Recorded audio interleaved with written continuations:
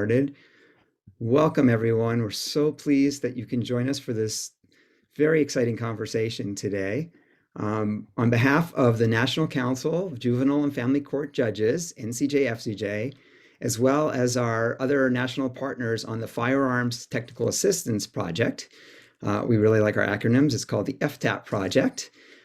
I'd like to welcome you and thank you so much for joining us for a conversation about three different models from around the country for a coordinated response to a coordinated law enforcement and advocacy response to domestic violence incidents.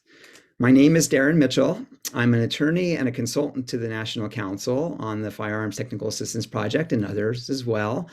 And I've been working on the legal systems response and community response to domestic violence as a OVW, Office on Violence Against Women, technical assistance provider now for 22 years.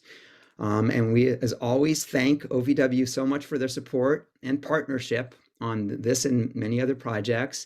And as always, any opinions, findings, conclusions, or recommendations that are expressed in this presentation, this conversation, are those of the participants and do not necessarily reflect the views of the Department of Justice and the Office on Violence Against Women. So before we begin, just a couple of words around what we're talking about today. The idea of a coordinated response model is really an exciting strategy in which law enforcement officers and community-based victim advocates collaborate to help meet the particular specific needs of survivors in the immediate wake of a domestic violence incident when officers are called. At its very best, part of the reason we're so excited about it is that it really checks off a lot of boxes that are very important to us in doing this work. It's highly collaborative. It strengthens interdisciplinary relationships, which are so critical to an effective response. Because community-based advocates are involved, there's a real potential to provide culturally responsive services at a time of great need for survivors. And again, at best, it's survivor-centered and trauma-informed in its nature. And so we're really excited to share some of the details around these programs from three communities who are being highlighted today. And I'm really going to save those details for the presenters. I want to preserve as much time as possible for them to talk about what they do, why they do it, and what they've learned from their work. I also do want to note that although we've selected three communities that take somewhat different approaches to this particular strategy, it's being implemented in other places around the country. And in fact, in New Jersey, there's a statutory requirement that municipalities throughout the state implement this kind of approach. So as we move forward, I'm about to get us going with our presenters. I want to make sure that you have an opportunity to have a say in all of this. This is a Zoom webinar format. It's not the typical Zoom where we can all see each other and we can all talk to each other and chat with each other. Instead, the best means for you all to interact with us is through chat. So we'll be monitoring the chat. If you have questions, observations, please chat them in. We have a lot of people on board and we may not be able to get to everyone's comments, but please do use that as a way to interact. And also, our presenters have very generously offered to answer questions and provide support after the program. So I'm going to chat my email address in, and please do reach out to me if you have any follow-up questions that you'd like us to speak with our presenters about. So we're going to, without any further ado, we're going to jump into the program, and our presenters are going to start out by providing us an overview of their communities and the agencies involved in their coordinated response. And I'll ask you presenters, please, to introduce yourselves as you do so the folks who are watching can learn who you are. And I'm going to ask our friends in Cincinnati, Amy and Callie, to start us off. We have a couple of slides with some of the information that's going to be shared that I will now share. If one of our panelists can give me a thumbs up if they can see the slides, that'd be great. Thank you. I'll turn it over to you, Cincinnati. Thanks, Darren. Hello, I am Amy Blazer with Women Helping Women in Cincinnati, Ohio. We are a community-based agency that partners with local law enforcement in Cincinnati and then a county-wide initiative in Hamilton County. to provide a response team for survivors of domestic violence. Kelly Ward is also on with me. She's going to introduce herself in a moment. Just a brief overview of kind of the population breakdown area that we exist in. So Cincinnati and Hamilton County is considered a mid-sized urban area. The city of Cincinnati itself has 1,000 sworn police officers. In the county that we operate in, there's 49 separate jurisdictions. The population is a little over 800,000 with a median income around 31,000. We have a population breakdown that's available on the slide. Most notably, white Caucasian makes up about 61% of the population, followed by Black or African American identified people at 25%. And in terms of gender breakdown, the area is almost split in half. Those identified as male are 48%, with female identified population at 52%, and the median age around 36 years old. And then Kelly. Hi, everybody. I am Callie Ward. I am the director of the DIVERT program here at Women Helping Women. DIVERT stands for the Domestic Violence Enhanced Response Team, as Amy would say. So relatively, our agency is kind of small. We have around 75 total employees, and we serve 4 service counties. And 2 of those are relatively small rural areas as well. We offer a wide variety of services. We have a 24-hour hotline and hospital accompaniment. We can accompany people to criminal court, civil court. We have resources and referrals. We offer support groups. We also offer college campus services. So we have that advocacy within the campuses, within those partnerships. And kind of what I'm going to talk about a lot today is DIVERT. We have a 24-hour response in Hamilton County. That's 24/7, 365, including holidays. And we have the county broken up into zones. And we are in about 15 jurisdictions within those 49 that Amy mentioned. We are on scene with the officers where we actually do that immediate safety planning, where we give information on the court process, the victim rights, and we also facilitate that follow-up that happens with our direct service staff. Thank you. So we can shift now to Los Angeles, and whoever's going to start us off with LA's response. Hello, everyone. I'm Detective Marisa Nago with the Los Angeles Police Department. I'm our department's domestic violence coordinator, and one of my duties is to oversee our domestic abuse response team, or DART, as we call it. And really quickly, I'm going to introduce themselves before I get into our demographics.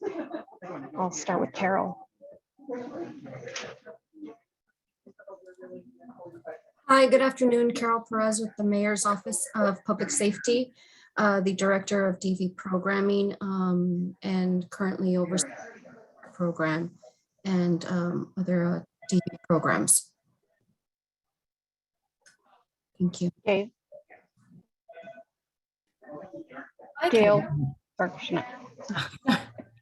Hello, everybody. I'm Chanel Smith. I work with the City of Los Angeles Community Investment for Families Department, and we actually oversee the shelter component of our DART program. I'll pass it over to Gail. Okay, I'm Gail Pincus from the Domestic Abuse Center. I happen to be an LCSW, licensed clinical social worker. Domestic Abuse Center is a small nonprofit without a shelter. And we are the ones that started the program in 1994. So we offer on-scene response with a specialized officer from LAPD who is specially trained. And our advocates are not only in the station, but respond to 911 calls for domestic violence and do an on-scene crisis intervention with the victims on scene, do safety planning, and leave them with a packet of information, understanding how traumatized they are at the moment. And most of what we're going to tell them is going to go in one ear and out the other. Thanks, Gail. And so really quickly, I know most of you have probably heard of Los Angeles. So our city population is almost 4 million. The county of Los Angeles is about 10.4 million. The breakdown, 49% Hispanic, 28% white, 11% Asian, 9% African American, and 2% multiracial. So we have a mixed cultures. Right now, as of February 13th, we have almost 9,500 sworn officers with LAPD and almost 2,800 civilian. And one thing that's different with LAPD, as opposed to, I believe, the other two that we're going to hear today, our DART program is partnered with 6 agencies. So I'm not going to go through, Darren, you can move forward. I won't go through all their services because we have so many agencies. They all kind of do, you know, as Gail explained, that's how they work with us with DART. But we'll get into it later on, like how we have chosen these 6 agencies and the other services they provide at scene. Thank you, Detective. Let's shift over to our friends in St. Louis.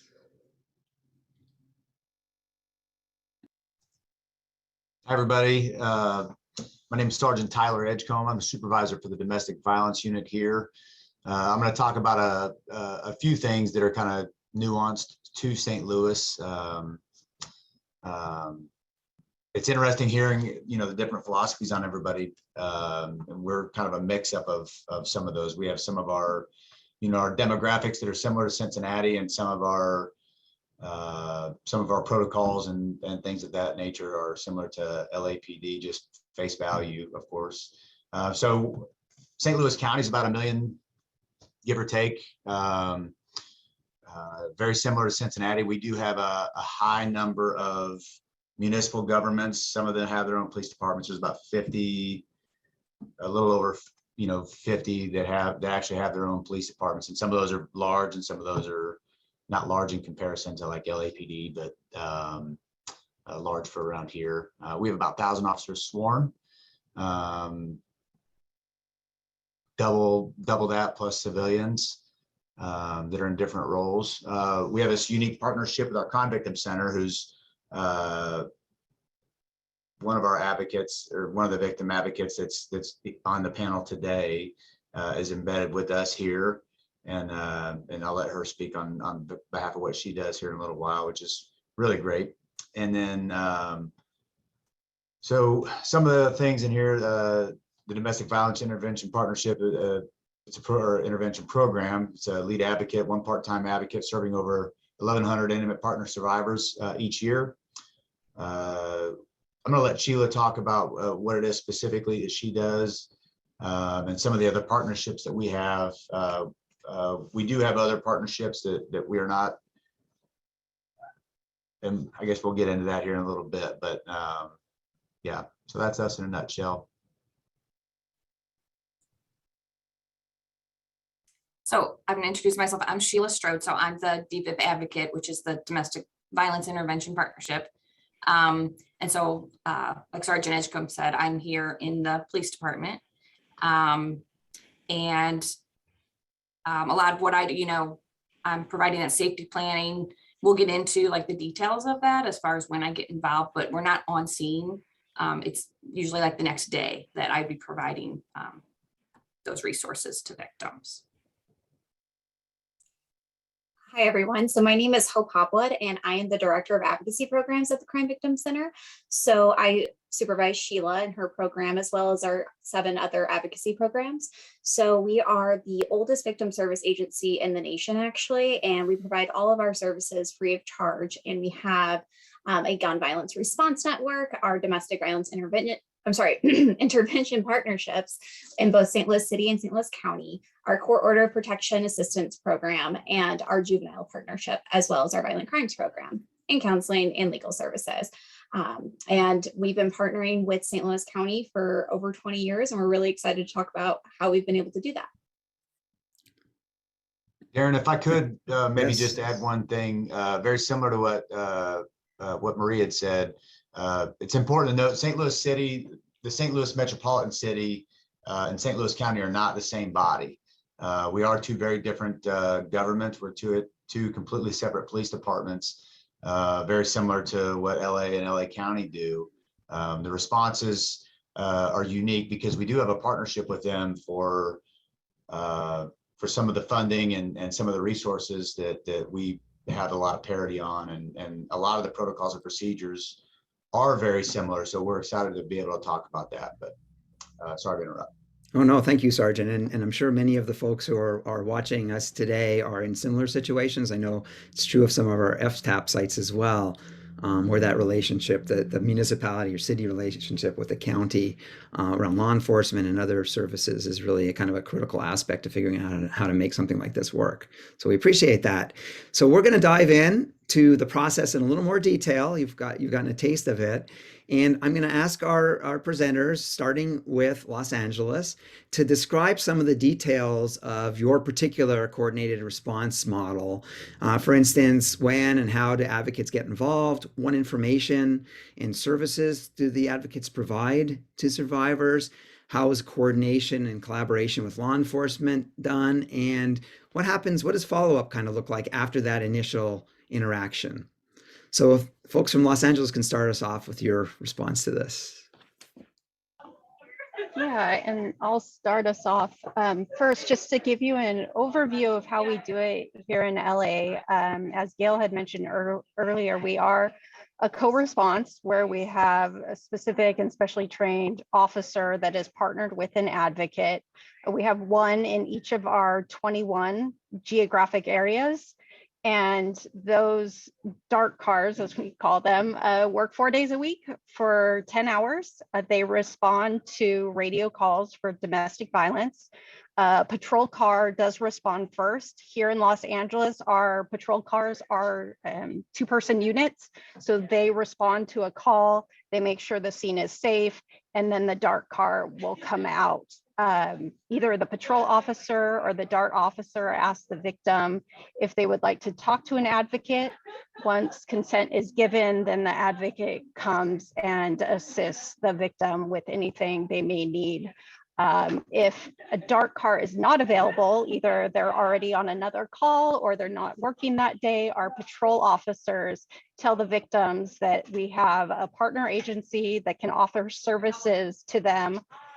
And one thing that we like to also mention is that these services are not contingent on assisting, like making a crime report, prosecution. This is all something, it's a separate entity that's not, part of police and law enforcement response. And so if that victim does want to be contacted by an advocate, they fill out that consent to contact form, and the patrol officers give it to the advocates to make contact within 72 hours. And I will let Gail go into a little bit about what advocates do at scene and follow up. Okay, so one of the things we learned very quickly is that the victim we see on scene is not the victim who's calling our agency and asking for services. They're in a very different place, and we had to learn to adjust what we were doing to where that person is at that moment. So that was the first lesson that we learned. We also, they are in crisis, so our knowledge of the emotional and brain function of someone in crisis was really crucial in being able to reach people, and that we had to remain on top of all the new research and information so that our response fit the needs of the victim. Our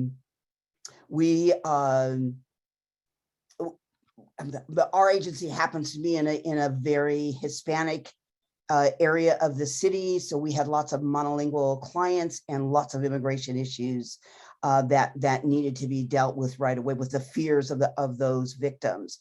So getting our advocates in the station to be local and knew their community and were bilingual, and many of them having gone through the immigration experience really helped having advocates that mirrored the people that we were responding to was crucial. And then doing a crisis interview with that victim, allowing them to put words to what had just happened to them. And that it also allowed us to do a safety plan, because if we knew the tactics of the abuser, then we were pretty good at being able to figure out what the abuser was going to do next. What kind of influence, what kind of scare tactics, what kind of deprivation of resources, whatever, so that we could prepare the victim for what the abuser might do next. Because we were in an unmarked car and our officers were in plain clothes, very often the abuser, when they saw the black and white leave, the uniformed officers, when they saw them leave, they thought the victim was alone. So they would start calling or coming to the door. So we had to be prepared to help the victim through that as well. One of the things we realized early on is that the problems that many victims had is that there was no records of what had been happening to them. So we decided to do a written report on that interview that we had with the victim, and we keep it and at our office. We also took photographs, and then that report was available to the victim for whatever they needed it for a restraining order, for if they wanted to give it to the police, it was up to them, but we keep those. And what we found is that years later, victims would contact us because we were the only written record of what had happened to them. And they now needed it because they were in a different place, or were trying to get custody, or were finally leaving, or whatever. So we found that to be very helpful for our victims. And unfortunately, in a homicide, again, we were often the only written record that there was outside of the police report. Again, I think having our advocates local was very helpful, because they knew the community, they knew the resources that were in the community, and then our follow-up services, where we help them with the restraining orders. We can actually fill out the restraining orders and file them now electronically. We go to court with them, we accompany them, we prepare them for what's going to happen in the court system, both criminal and civil and dependency court. And then we offer individual counseling as well as group counseling, and we do not time limit what we do. And we stay in touch with them as long as they want us. And they can get back in touch with us even if they've not been with us for years because something else has happened. So it's just keep letting them know, no matter what their decisions, whether they reconcile or part or whatever, that we were here to assist them in any way we could. Thank you so much for sharing that. Some really great themes there around meeting survivors where they are, in terms of their trauma, but also being community culturally responsive in your response. And just you've set forth some really essential advocacy components of effective advocacy for us. So thank you. I'm going to shift us over now to folks in St. Louis to talk a little bit about their process.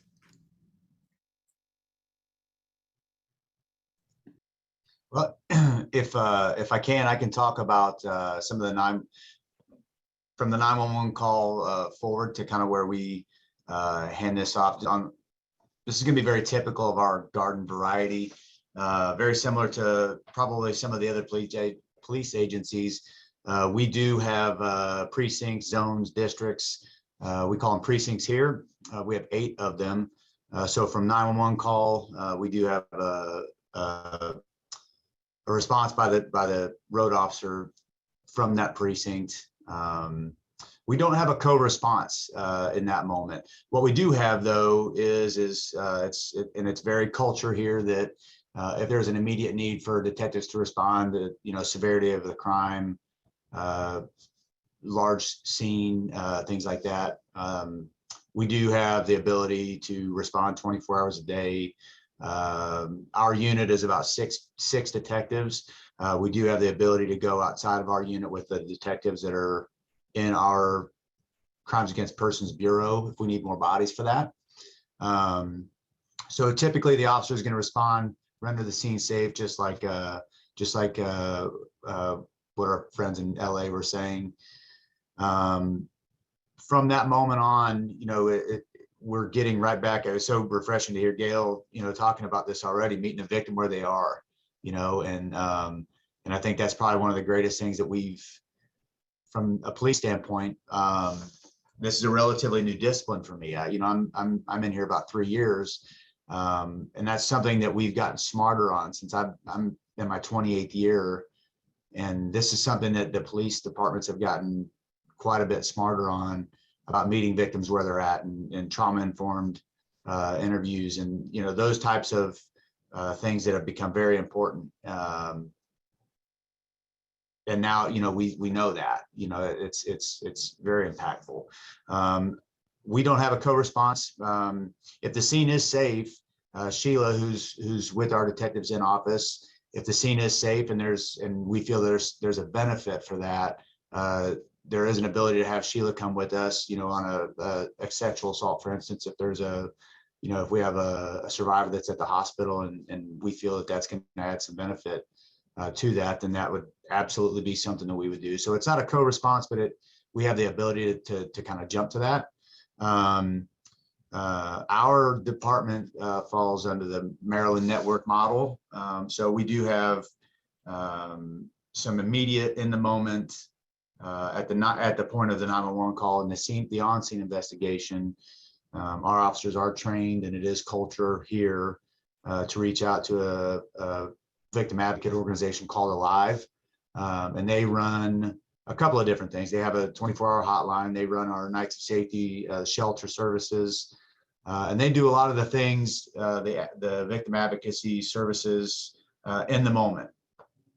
And typically, if the case hits a certain level, for ease of motion here, if you were to say felony and misdemeanor, just because those are things that are easy to correlate. And obviously, there's a little bit of those aren't 100%, but let's say there's a case that my unit adopts, instantly that would be reviewed. More than likely, it's going to be reviewed on the next day, unless there's a necessity for us to be involved at that more immediately.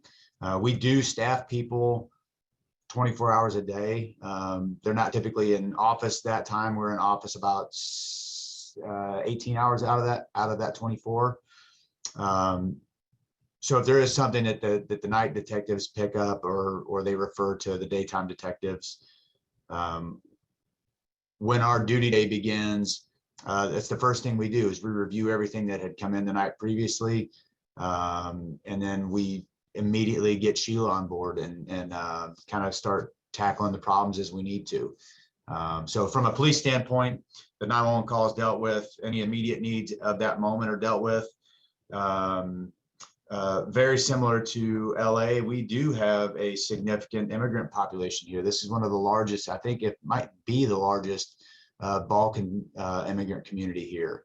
St. Louis was a big settlement area for a lot of the Bosnian immigrants that have come in. But since then, we've had Chechnyan, Ukrainian. We do have a very significant Middle Eastern population here. So every one of those has its own set of needs, and we were very smart about getting culturally competent as far as language services goes, and becoming socially aware of kind of needs that are going to be important, and they're going to be important to the victim. The survivor. So yeah, so I could ramble on, but I don't want to rob from Sheila. So. Yeah, so like he said, I get involved. So a typical day I would come in, and then I'm going to see, what's happened the day before on any of the cases. And that's where I'm going to start my outreach to the victim. So I'm going to call every single victim that there was a response to. And then depending on what their needs are, I'm going to start with safety planning, just to make sure if they need to get to a safe place, or just to make a plan in general for them. I do case management with them. So I make that call, and then I follow up a few more weeks, or whatever their need is really, but just in general speaking. They may need an order of protection. I can either help them with that, but also our agency has an employee who specializes in that as well. So I can either refer, right? Sometimes I do it. I can go with them to court for whatever their needs are. It's really meeting them, like everyone has said, where they're at and what their needs are in that moment. Trying to think of it. We do work closely. I work closely with that agency Alive that he was talking about. So it could be that that person found shelter with them the night before, but now they just need more, that was just that initial need. So it's really following up, making sure they're safe and getting them where they need to be. I do utilize, if we need interpreters, we bring interpreters in. And sometimes I also meet with them if they need to do like interviews with the police, I can sit with them for those as well. So. Yeah, I also just wanted to jump in and just say what Gail said was so spot on about how at different points and how we need to meet clients where they're at, because we're cold calling these individuals. We're saying, hey, let me tell you about this help. And obviously sometimes people aren't ready for that. They're not receptive to it, but at least we're getting there, connected to them immediately. So then maybe in a couple of years down the road, they can reach out to us and they know that we're here. I just wanted to add that because that really resonated with me. Thank you all. And so you see a somewhat different approach, not exactly a co-response, kind of in the aftermath or wake of an incident response, and showing some of the power of having a community-based advocate who is at an agency and is able to interact with officers on a regular basis around various cases, and also how having the LAP, the Maryland network model that Sergeant Edgecombe mentioned, can be integrated into a sort of or coordinated response model. So thank you for sharing all of that. I'm going to turn it over to the folks in Cincinnati now to talk a little bit about your process.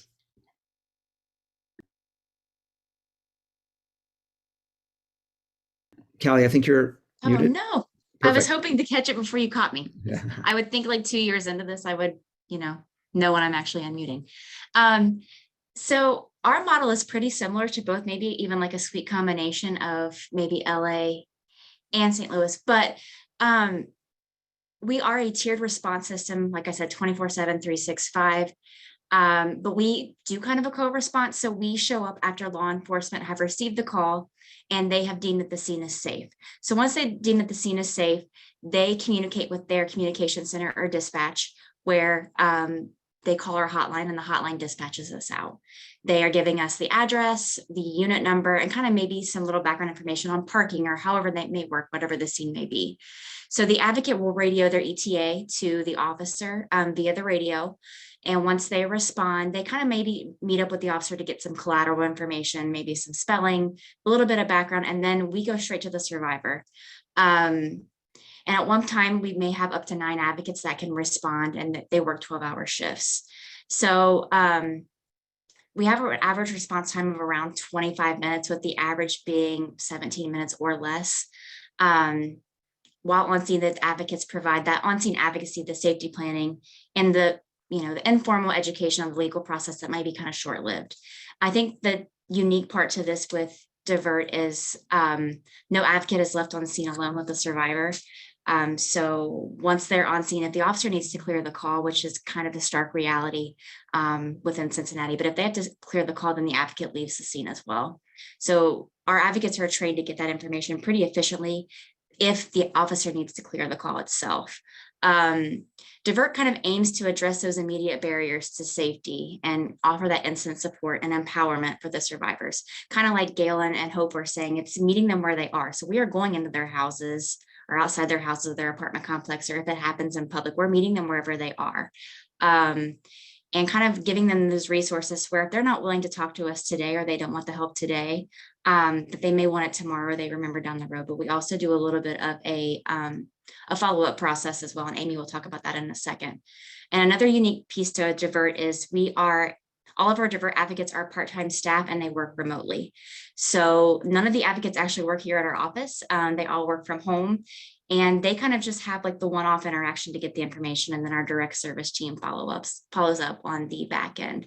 And survivors are able to get that support 24/7 through our 24-hour confidential hotline. Amy, do you want to talk a little bit about the follow-up? Sure. So whenever there is a Divert response that takes place, as long as at the end of the conversation with the survivor, the advocate puts in a request for follow-up the next day, we follow up within the next 24 hours. And that can be either to just kind of just check in and make sure everything's okay. Or we're doing some further safety planning or talking about resources, and really giving them access to that whole wraparound process. We do our best to try to keep things focused, as everybody else is saying, to where survivors are. So we don't throw everything at them. We ask them directly to give feedback about what do they want to see happen right now, what is best for their safety and their needs. A lot of times we're interacting with them and their children on scene. So we are talking about multiple resources, whether it's just for the survivor or the survivor and their children, or even other family members that are in those homes together. And then it spreads out and looks very different depending on who the survivor is. So sometimes we're talking about protection orders, or we're going to arraignment with them to express a need for a high bond. We may be getting them connected to some legal resources for custody matters. It just really, whatever fits for what they need at that moment, we will do. And also, while on scene, we do also give access if it's necessary for safety. We have funds in this state right now that will help pay for like emergency hotel stays and emergency Lyft and Uber rides. We also have agreements with different shelters in the area so that we can immediately get someone to a safe space if that's not available in those moments. In regards to family or their own housing and bigger pieces like that. And then, excuse me, and like everybody else has mentioned, we do, our agency itself has bilingual advocates that do kind of the wraparound and follow up with survivors. All of our advocates do have access to our 24-hour interpretation services as well. So we never turn somebody away if they are not English speaking and if that advocate is not bilingual. We oftentimes see that turn out pretty well, actually, because it removes a lot of those barriers. We've also found that by doing this response this way so far, usually about 70% of the people that we come into contact through a divert response have actually never had contact with our agency. So it's really done kind of what Gail pointed to about actually working with the community and being in the community.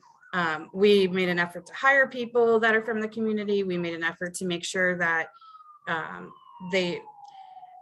just simple things like wearing jeans and gym shoes and not showing up in like a full dress and suit and tie, just to make sure that people didn't feel guarded when we show up.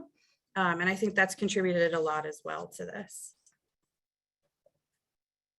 Thank you. Wonderful. So we're really getting a masterclass on effective advocacy, and this, you can see how this kind of response is kind of an entree, like a portal to wraparound services, and that are so carefully tailored to the needs of individual survivors. And you noted that I'm sure that in Cincinnati, the dispatch is used as kind of the way to convey the information to the advocates about their need, which is a different model from the LAPD with the dark cars. And so there's lots of ways to go about doing this.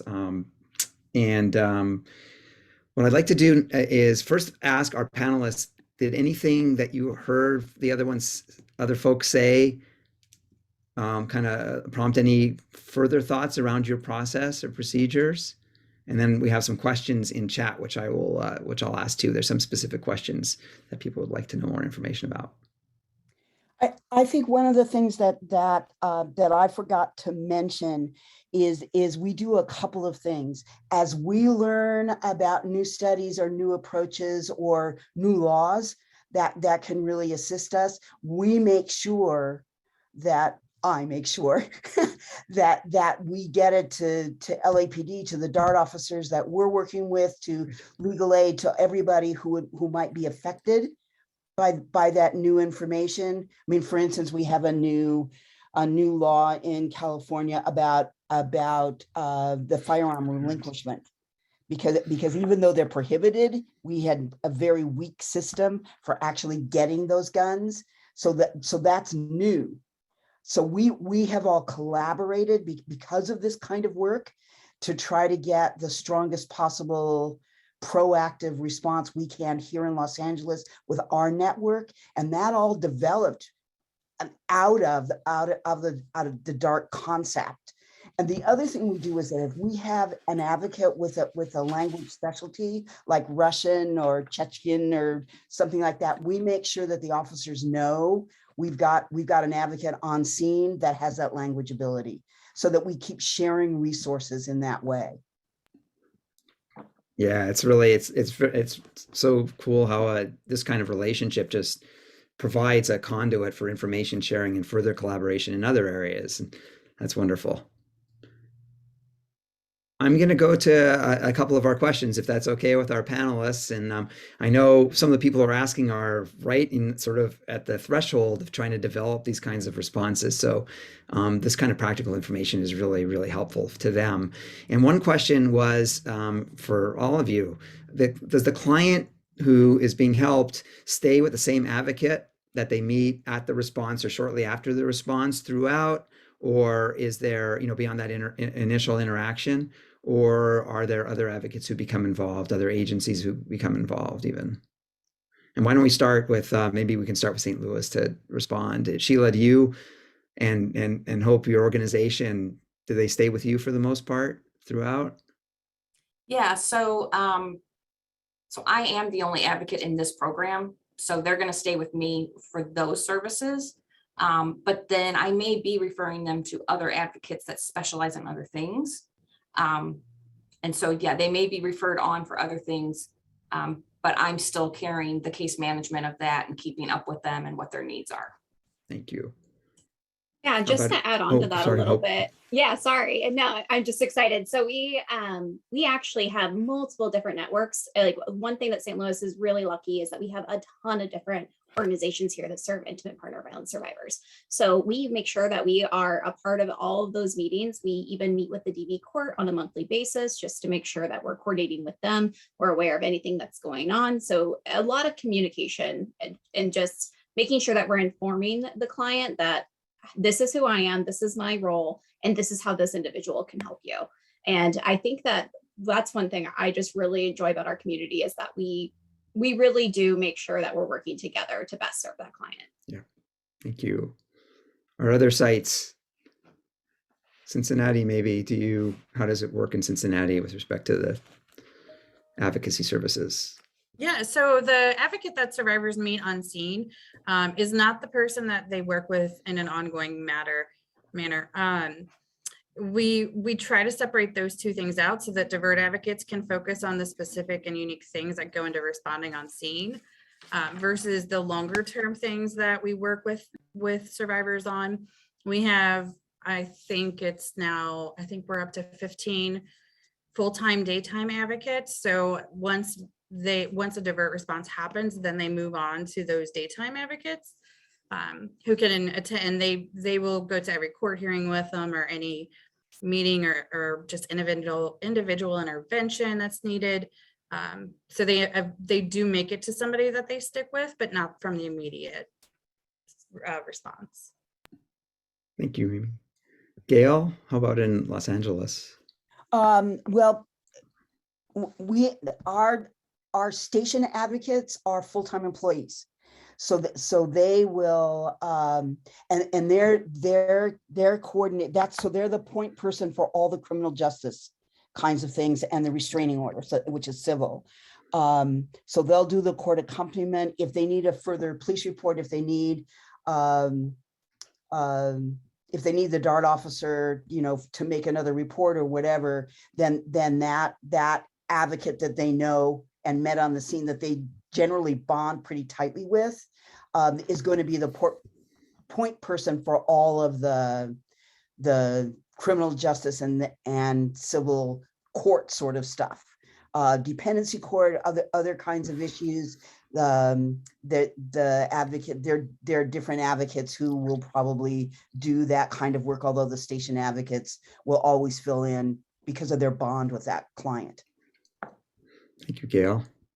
Oh, And I'll just add on a little there because we do have other agencies that also work our DART, and they kind of we let them kind of do their own, how they figure the best way, but oftentimes, kind of as Gail said, the initial DART advocate is kind of there for the crisis intervention and assisting with that immediate services and safety planning and everything. And then it's passed off to more of a case manager at that agency. And I wanted to put out there, I want to say first that Sheila, that's amazing. You're the only person for your whole department, because I wanted to throw out really quickly for LA, you can get an idea, like just last year annually, we get about 45,000 calls that are domestic violence related.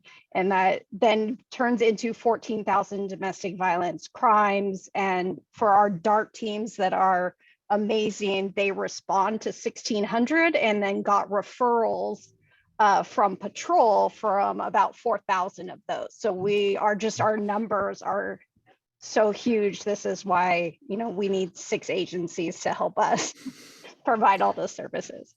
Yeah, thank you Can't for wait that. for you to Yeah, hear all I the stuff checked. she does. Yeah, and she does a lot of stuff. I'm gonna ask one more question, because there's some themes here around privilege, confidentiality with advocates. Of course, advocates working specifically with, and sometimes, you know, located in law enforcement agencies, and the idea of having consent to contact forms and things like that. Would any of you have any advice for folks around how confidentiality issues are addressed in this kind of coordinated response context?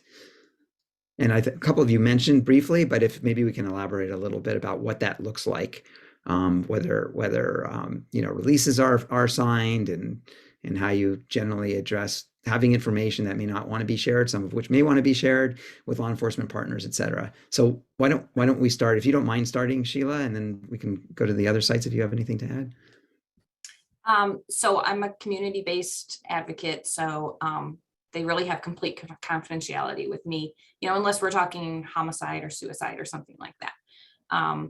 So, and it's very clear, it's part of our culture here, you know, the detectives I work with know I will not tell them everything. But if there's something the victim wants them to know, then that's fine. You know, there may be times where I have to get like a release from them to talk to other partners about things, but and we can do that. I think it's called DocuSign. I can't remember what it's called now. Yeah, we utilize DocuSign. Yeah. But other than that, it's very much understood that I have confidentiality with them, and it's not an expectation for me to break that. And from my standpoint, and again, I'm speaking on behalf of 6 detectives that work, you know, significantly with her. We wouldn't dare. I didn't know what I didn't know before I was in here, and I'm sure they were the same way. But this, like Hope said, there's a 20+ year partnership with that, and so those things, that trust, it would all fall under trust. I know that she was going to let us know what we need to know. And I hope that she would say that we would not ever put her in a position to violate that confidentiality, which is sacred to her. And if it's sacred to her, it's sacred to me. You know what I mean? And that's just something we know. And that's just every new detective that comes in, we make it very clear when we're at the academies, you know, we do a lot of stuff with academies and teaching police officers. We make it very clear there.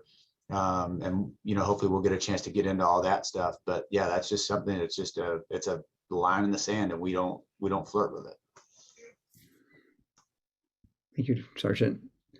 How about our other sites? Anything? And I know, and Gail, there was a specific question around the reports. I think there's some interest in the reports that you help, of course, develop for survivors, and the availability of those reports to law enforcement. Would you, if a victim consented to it, would you share it with law enforcement? Talk a little bit about that, please. Well, confidentiality is held by the client. So if the client wants it turned over, that is their decision. And the reports are talking about the violence. And of course, now that we know more, a lot about the course of control tactics, because we know We know what a danger signal that is. We also do a danger assessment on each and every client. So that there's that sort of quick and dirty analysis right away to alert everyone what kind of danger that particular victim is in. I think confidentiality is incredibly important, but I also think it's important not to hide behind it. That there's certain information that the victim wants shared, and it is not up to us to keep that confidential. It is that is their decision. We talk a lot about informed consent and what that means, which is why the reports are so focused on what happened to them. Just talking about the abuse in that relationship. So we're not talking about mental health issues. We're not doing any of that kind of thing. What we found is that the conversations in the car after a call were the best and the most fruitful conversations with our officers, because they would often say, how did you know that such and such was going on? And we could, without breaking confidentiality, say, because of our training and because of the research we read, we know that as soon as the abuser says they're jealous, this and this and this is probably going to happen.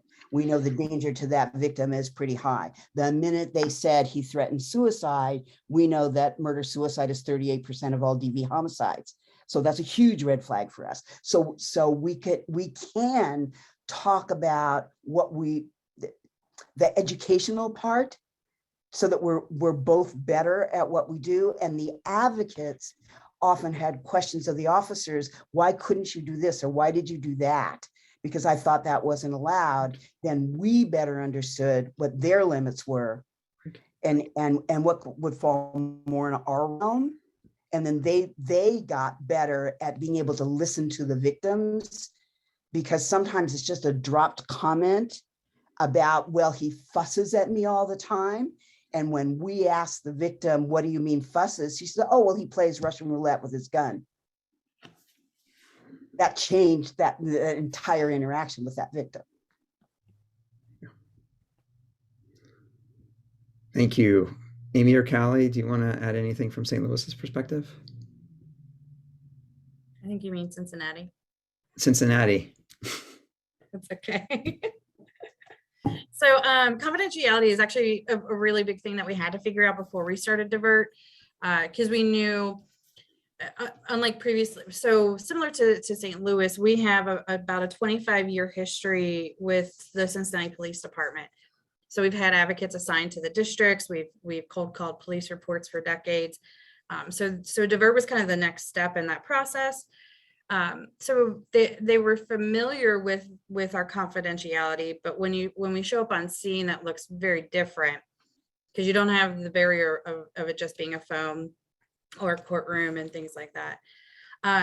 So we go around to quarterly roll calls with the officers. We remind them about our confidentiality, and then when we're on scene, we identify that we are separate from the police officer, but that we partner with them. And we directly ask them, do you want to speak with us? And if you do you want to have this conversation in front of the officer, which wouldn't be confidential? Or do you want to have a conversation with me without the officer close, is what I would say. They want to keep eyes on us, but they will step into other rooms or stand in front of the door while we're on the inside and they can see through a window, those types of things. We haven't had any pushback or any issues with that. I think because we're taking the focus away from the officer having to be responsible for being the social service piece on top of the safety piece, on top of the investigative piece. I think taking that away from them so that they can focus on those other pieces allows them to give survivors a chance to connect with us. And then there are times where they may say something where we'll ask them, do you want us to share that with the officer? And if a survivor says no, then we honor that. And the same with follow-up. If we show up and someone says, I don't want to talk to you, or no, I never want to hear from you, then we honor that as well. We don't force our services or require that they talk to us. So between those two sides of it, it works out very well because we see a lot of people drop their guard when we show up because we aren't law enforcement. And I think it also helps build that relationship with law enforcement because they were the ones that brought us there. So it does a really good balance with that. Terrific. Thanks for describing that, Amy. So you all may see that in the chat, there are some very sophisticated questions related to the fact that this is, advocacy that's being done in pretty close, alignment in space and time and in alignment with law enforcement and the investigatory role, and then ultimately potentially a prosecution on the criminal side. So there's, a lot of overlap with the criminal justice system that you don't always get when someone comes to a community-based advocate who is, not so closely associated with law enforcement. And so rather than go into some of those questions right now, if we have some time, I would definitely want to. We're collecting those. And we will follow up with folks who have participated today with some responses from our communities around how they handle some of those issues, some of which have to do with confidentiality, some of them with how the information, affects a prosecution and Brady disclosure of materials that need to be turned over to the defense, et cetera, et cetera. Rather than go into that level of detail now, I think it is probably more broadly helpful for the folks who are participating to hear a little bit more about some of the lessons learned, advantages and disadvantages of what you're doing, and things along those lines. If we have some time at the end, we can dive into some of the details around those questions. But I did want to ask one that just came in because I think it does kind of go at developing and succeeding in a response like this, is how your communities overcame law enforcement concern that having this kind of approach where an advocate's going to be there potentially at the scene is going to lengthen their response time. And you talked a little bit about having a clear the scene and what that means for the advocates to work and how they may have to leave. But if you could talk a little bit about this kind of these conversations with law enforcement about this being an effective and appropriate response where there are concerns about what it means for their ability to do their job. Does anyone have any had any experience with those conversations, Gail? Yes, definitely. What we did is that we discovered that if because domestic violence calls are messy. I mean, law enforcement's very technical description, and they take a lot of time. So when we reminded them that they're free to respond to other radio calls, while the DART officer stayed in this messy, sticky situation. I think is it just me or did we just lose Gail? Yeah, I think Oh, sorry, Gail, your connection is giving out. But thank you. We'll come back to you if we can. So I can yeah, start if Chanel. you'd like. Chanel, thank you. Yeah, I know what Gail was gonna say. Okay. That because we have a dedicated DART officer, our patrol cars, they can clear the call and they can go somewhere else. And so DART can stay for as long as is necessary. And also from, I think, the development standpoint, it really helps, or it really helped in Los Angeles that when your law enforcement is connected to, well, I guess for lack of a better term, when your chief of police is on board with this, right? So that's what really helps us, is that when we had our top brass that said, this is something that we need, and we see how this helps our department, then the rest of those 10,000 sworn that Marie talked about, it trickles down to them because it is a priority for the department as a whole. So as you're developing programs, that's something that I would certainly think about is how do you get the political clout that's necessary so that they can see the big picture. Thank you, Gail and Chanel. And I see that Sergeant Edgecombe just typed in a really excellent response into the chat. So if you want to take a look at that, please do. It's about communication. Yeah, this is a great question, and I was hoping to highlight that. There was another question that was kind of directed to us up high. Sheila, just for clarity, Sheila calls any nexus to intimate partner cases. She calls everybody. It's not just felonies. And then for this question is what happens if there's a conflict? And really, this is the only question. How do we deal with things that come up? Is there an inaccuracy in a report? Is there whatever variable that would come into play? And the answer, and the only answer, is we communicate. Sheila's office, I could literally throw a baseball in Sheila's office from where I'm sitting. It wouldn't be that accurate, but it's close. It's very close. It's about 10 feet from my door to hers. And if there's something that I need, I ask. And she and Hope and everybody on their staff have been fantastic. And I hope that we reciprocate that, and we're good stewards of our piece of this relationship. And it is a piece. It's not the whole. They're as vested as we are. Our detectives spend a ton of time on this, as does Sheila, and she's contacting victims sometimes, more than 5 times.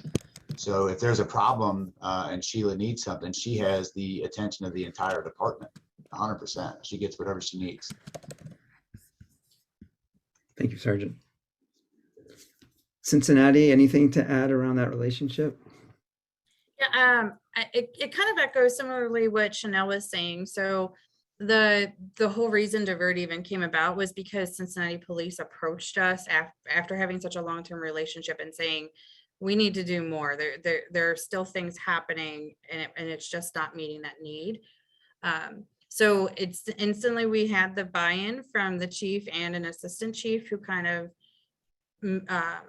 owned the program, if you will. So helped build the protocols, helped put the process in place, and open the door to the rollout and making sure that officers knew protocols and that everybody was on the same page with it. I think also in the very beginning, so Divert actually just turned 4 years old with Cincinnati. So we've been doing it for 4 years straight.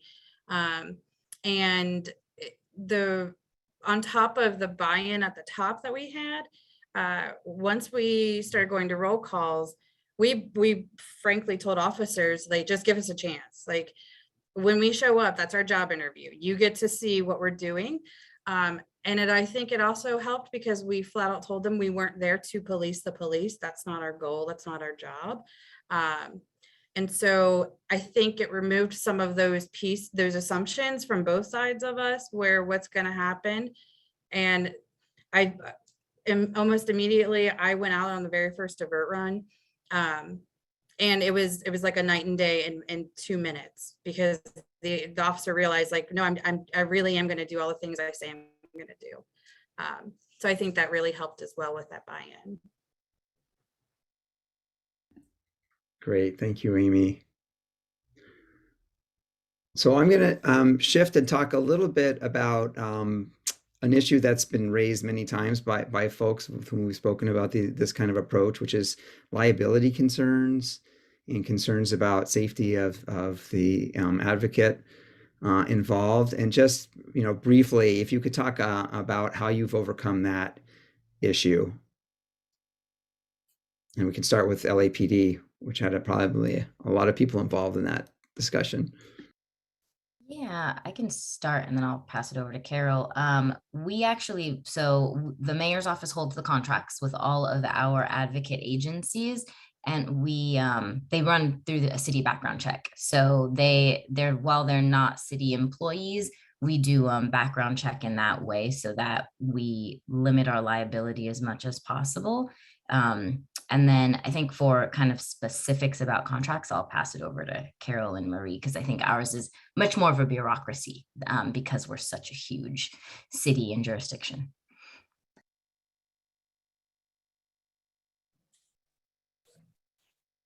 Hello, hi. So yes, following that with the contracts, we do coordinate and manage the contracts with all of our partners. And in that, we ensure that we do keep record of all liability and all forms and all information that is required from our partners. And we do perform monitoring of our contractors and our partners. So we do follow up and we check fiscally. We monitor our partners fiscally and programmatically to ensure that everything is still in line and that our DART programs are being run as written in the contracts, and in that too we ensure that the liability and everything is still in line. you, Carol. if that And I'll just add a little onto that for like the safety component of that when they're responding, because, you know, advocates are not sworn officers. That's, you know, part of why our response is our patrol car goes first and make sure that the scene is safe. And then we have our DART car come and we ask victim for consent to talk to an advocate before they can go on. And in fact, because they are not sworn officers, if it's private property, we also have to get consent from either the victim or the property owner to speak to that advocate. So an advocate's not going to go into someone's property without that consent, and they're not following us when we do any type of search warrants or do any, like, go to make an arrest or anything. We also put into place early on that we do safety briefings with our advocates that, you know, just in case something happens, we go over how you use the radio, either a handheld radio or the radio in the car, and how you can call for assistance. So I think that's mainly how we covered those aspects of it. Great. Thank you for sharing those practical aspects. Is there anything to add to that from Cincinnati or from St. Louis? Oh, Gail, you were going to say something? Sorry. Yeah, I was going to say that it's you need to be careful that those liability issues don't then become a barrier to the advocates being able to get to the victim. So you know, I mean, we have an officer with us on scene, so you know, that covers a lot of the safety kinds of issues, but also to make sure that consent for service, it has as few barriers in the way as possible. I mean, we currently require a written signature, and for a lot of our population, signing something that the police give you is about the last thing in the world they would ever consent to. So it's, I mean, they have body cams, there's ways of getting, because our law says oral permission, it meets the liability standard. And then I think we need to work towards that dual balance of liability and service to be able to get to that victim as easily as possible. Thank you. And actually, I'm just very quickly, while we're on LAPD, before we shift, there was a question around whether the folks in the DART car are LA employees, but it's a combination of DART car of an officer, a sworn officer, and a community-based advocate. Is that correct? Yes, that's correct. Great. So Amy and Callie, anything to add around the liability issues or any of the other kind of negotiation you had to do to make sure that everyone bought into this? Yeah, really for us, the liability just really existed from advocates going directly on an active crime scene, if you will. So that's where having the police establish it to be safe before they even contact an advocate.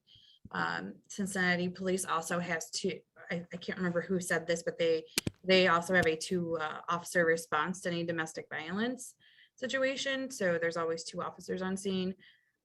We also train the advocates how to use, there's an emergency option on their radios, that they have those radios with them the entire time, so that if they are separated from an officer and something happens, they still have access for help.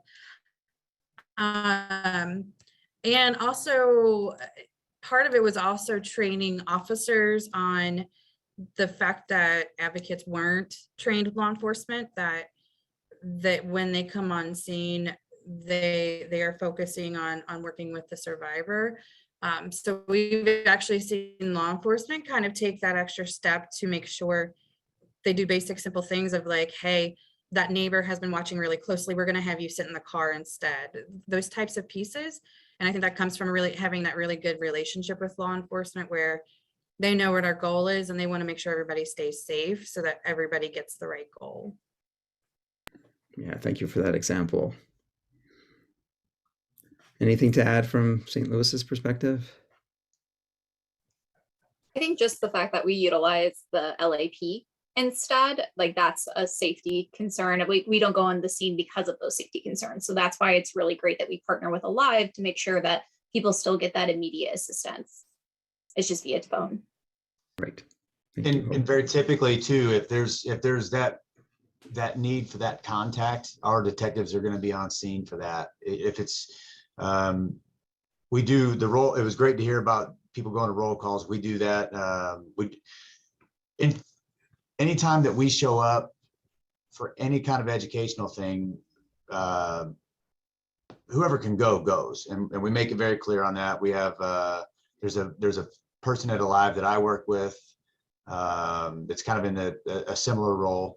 And education is a big deal to her, like it is to me. But if we were to go to something such as a roll call, next week we're teaching at our police academy where the detectives are teaching investigations, to look in the back of the room and it's Hope and it's Sheila and there's all sorts of community-based advocate services representatives there. There's governmental victim services representatives there. And it's really nice, and you really get to hear the different perspectives, which adds into the value of, we always talk about a why, you know what I mean? And why this is important and why that is important. How an error that I would, something I would do poorly or with a terrible bedside manner, how terrible that would be for Sheila or somebody else. And it's Gail, I think you said it, doing something that impedes the service to the survivor. And so, yeah, that's something we carry with a tremendous amount of gravity.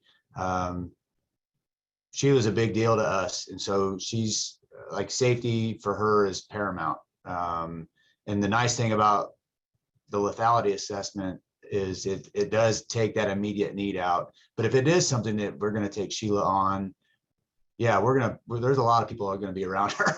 There's no question about it. And her safety, we know introducing her into that situation is her safety is just as paramount as the person that we're trying to impact.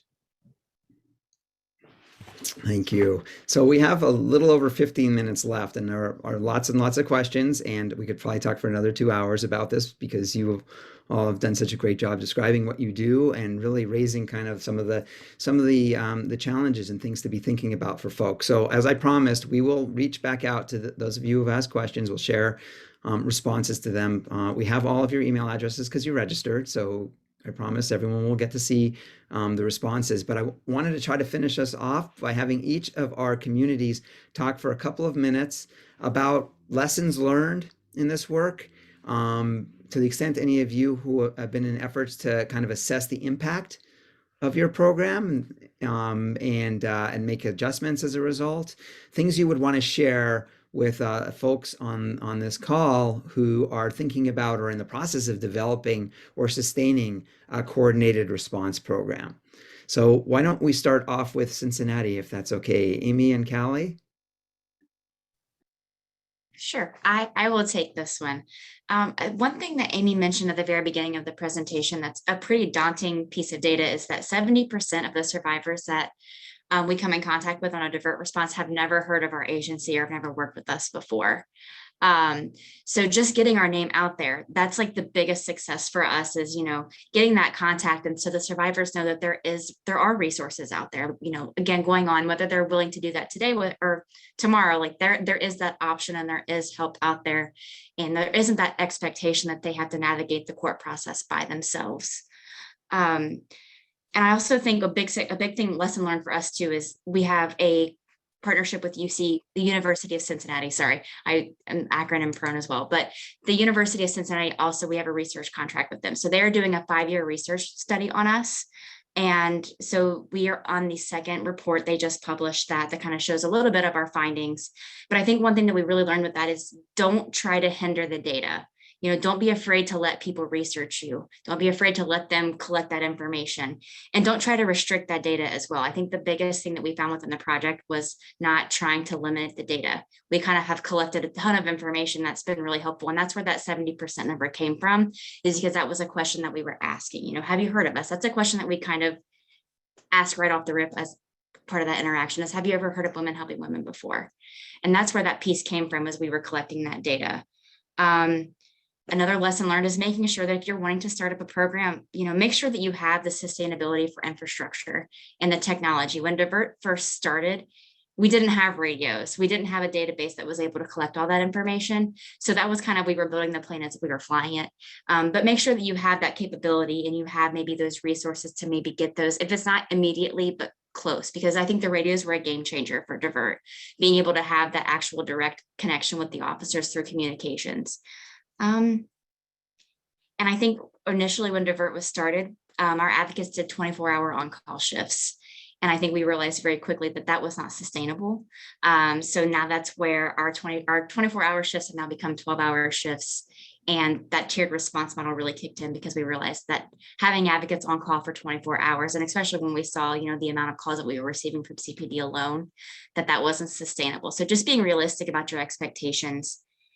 And one last thing, and then I will get off. I'll let someone else talk. But also being clear about your language and understanding, because law enforcement has a very different understanding of domestic violence and intimate partner violence than what an advocacy program may have. So, making sure that you're really having an understanding of what that means and what that means for you and what that means for law enforcement, to make sure that the overall goals are clear and concise and that everyone kind of understands what the overarching goal of an advocacy program may be in a law enforcement partnership or a community coordinated response. Thank you, Callie. That's an extensive and important list of lessons learned. Appreciate it. Let's move over to Los Angeles, please. Lessons learned. I know that you did, there has been an, kind of an assessment of your work done as well that maybe you can share. There have been a couple of studies that were really, really very important. And I think to sort of distill the findings is remove the obstacles. That whatever was standing in the way of getting a more appropriate response, do what you can legally and legislatively to make the response as accessible as possible. I think also one of the things that, and we haven't talked about training, that one of the things Marie and Ria have done with LAPD is they have coordinated the training programs now for these officers so that both the officers and the advocates are getting this advanced training on a yearly basis. That I think has been a huge, important improvement. It's expensive, but I think it's been well worth that effort of getting the department-wide training out to both advocates and officers. And Gail, we had a question about co-training with advocates and law enforcement for officers. Is that the model that's used in LAPD? Well, I know I've trained at the academy since 1987, something like that. So that's part of our state laws, and an advocate is supposed to be part of that training. So I have done that for a long time. I let Marie respond to that.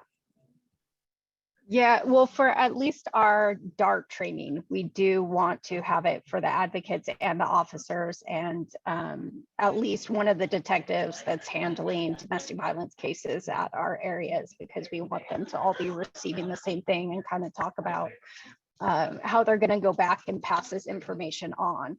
So one of the things that we've learned from this is really that DART team, officer and advocate, become like the subject matter experts at each of our 21 areas. So when we created the citywide teams headed each of 21 areas, and we had my predecessor, we designated domestic violence coordinator for the department and someone at the mayor's office to oversee it. We really wanted to make sure all of them were, on the same program, basically, and getting the same training. And kind of related to that, while we have this department-wide response, part of making it sustainable was creating a policy that says each of these areas have to have at least one officer assigned to DART. So it's going to continue on. Is that we did leave some control at each of the divisions to kind of decide their hours. Our DART works 4 days a week for 10 hours. Each area is going to be different because of the makeup in LA. We let each division decide what those hours look like, whether the officers are going to respond in uniforms or in plain clothes, if they're going to drive a black and white, or if they'll drive a plain car, because we didn't want to make them do something that's not going to fit into their community. And then I think really quick, another thing that we learned and help with sustainability, if Carol could kind of speak to the mayor's office oversight and funding quickly. So yes, so prior to the city funding the DART program, it was funded through various funding sources, state and federal grants, federal funding. In 2010, the city helped expand the DART program from about 7 programs to 10 divisions. And then in 2015, the city was able to fund and expand the services to all 21 divisions. So we were able to do that through grant funding and through private funds. So that was very beneficial to the DART program and to our partners. And in about 2018, the city absorbed all costs. Once our federal funding was ending, we were able to fully fund our DART programs through the city's general fund. So that did help with sustainment of the DART program. We do still continue to fund, and we try to expand services through additional grants, but now the city is able to fully sustain the DART program, which is great. And in line with that, the mayor also declared an executive order in 2015 that mandated all city departments to appoint a staff member as a DV liaisons, so that they also work to develop and plan how their agencies can promote DV awareness through their community partners. So that also continued to help spread awareness and continue the city's efforts to promote DV awareness. Thank you. May that happen in places all around the country. That's wonderful. Yes. Oh, Chanel, sorry. Sorry, if I could- And yes, and I. Oh, go ahead. Sorry. Just to No, follow no, no, up. I wanted to speak on you and the great work that Chanel's done for our office to expand the services of DART and the DART shelter programs, but I'll let her touch on that. So she's done a lot of great work in the mayor's office and now continues to do that work in our city department. So I'll let her continue. Thanks, Carol. I actually wasn't even going to talk about the shelter program. We can talk about that another time. Just about lessons learned was when DART started, it was the agencies that Marie mentioned were funded equally. And after really doing a landscape of the city, we realized that all neighborhoods do not experience crime the same way. And so with the help of Carol, they were able to adjust so that neighborhoods that have more crime are receiving more funding. And so we actually have more than one advocate in certain divisions for that reason. And so that's a thing that I think is really important, that you have sort of equity rather than equality when you're looking at funding these programs. Yeah, thank you for sharing that so much, Chanel. So let's let St. Louis have the last word in terms of lessons learned. Who wants to start? Well, Oh, okay. Well, first I wanted to say what LA is doing with the funding is amazing. That is such a really cool thing because we are completely grant funded. So to hear that you guys are utilizing and really partnering with the city is very cool. But one lesson learned that I can speak to is just having the right person in these positions to make these collaborations work. So watching over the past few years, watching Sheila and Tyler work together, it has been amazing.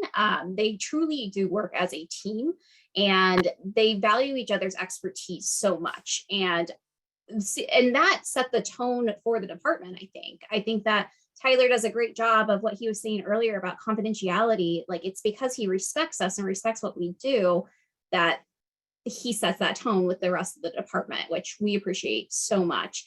I think that we've had people in this position before where it just wasn't a good fit. So really just making sure that the department was a part of that process, I think really helped us with that buy-in. So we're not just putting some random person in their department, they're a part of that decision. And I think that Tyler could probably speak to that more. thank you for that, by the way. That was really nice. I was really flattered to get that. I came in, I was not a domestic violence detective. I didn't come up as that. I came up in a completely different law enforcement discipline. So when I got the opportunity to come into the billet that I was, there was already an advocate there who then moved on.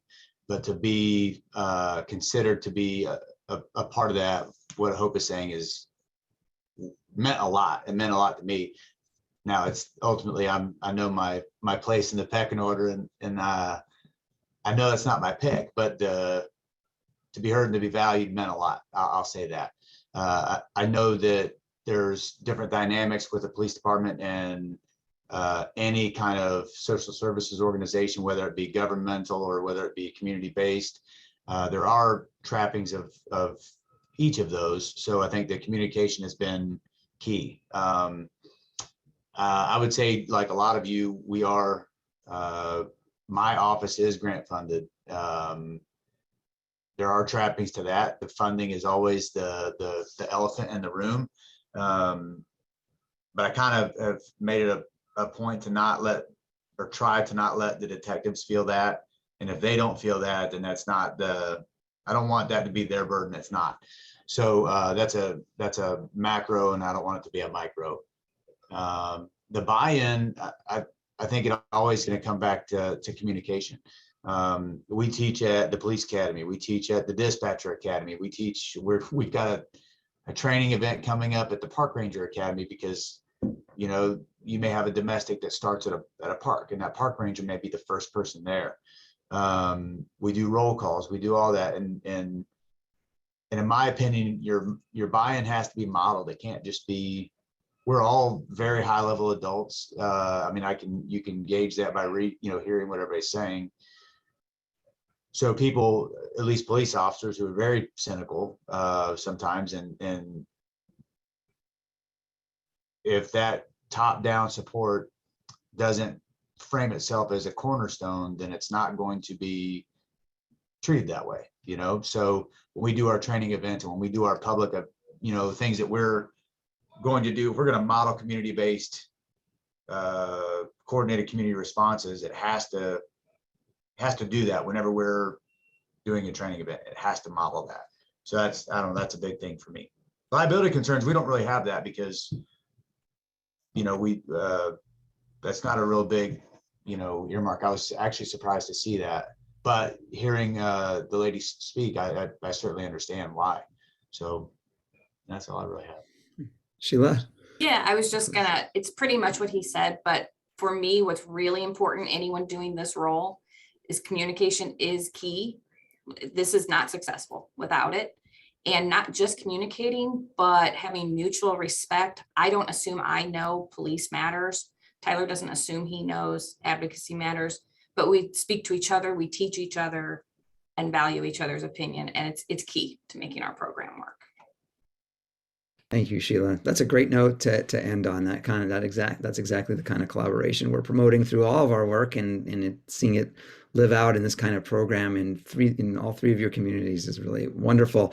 We could spend a lot more time talking. There's more questions. As I promised, we've collected those, and we will get back to you. And I want to, say on behalf of the National Council, and I'm sure everyone who's participated today, we really appreciate the work that you've done and your ability to translate it and explain it so that others can think about how they can adapt some of your ideas and approaches to their work. And for you taking the time to talk to us in this way, it's been immensely valuable and helpful. And I appreciate everyone who spent the afternoon with us, or a couple hour and a half out of the afternoon, to think about these issues. My email is somewhere up in the chat, so scroll up. Let me put it in one more quick time so it's closer to the end. And we look forward to some continuing conversations around these topics. But again, thank you so much, everyone. Take care. Bye.